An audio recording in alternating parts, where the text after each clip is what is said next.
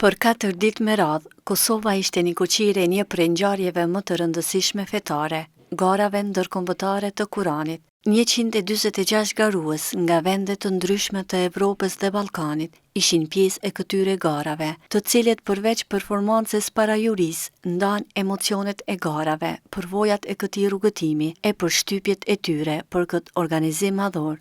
Ky organizim, i cili u realizua nga Bashkëpunimi i Bashkësisë Islame të Kosovës dhe Ministrisë për Çështje Fetare të Arabisë Saudite, u vlerësua nga juria si ndër organizimet më të mira të realizuara deri më tani.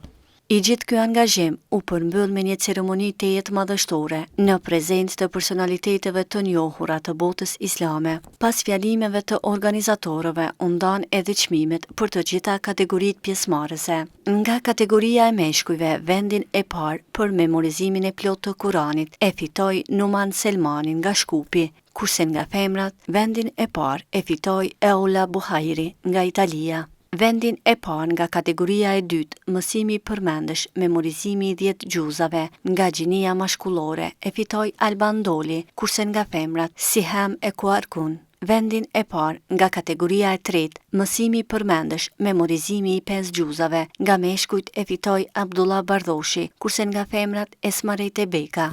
Nga kategoria e katërt, mësimi i përmendësh, memorizimi i 2 gjuzave, vendin e parë nga meshkujt e fitoi Muhamet Morina, kurse nga femrat Daria Smajli.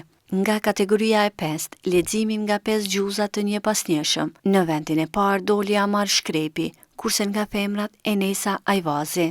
Fituesit e tjerë për të gjitha kategoritë ishin si në vijim: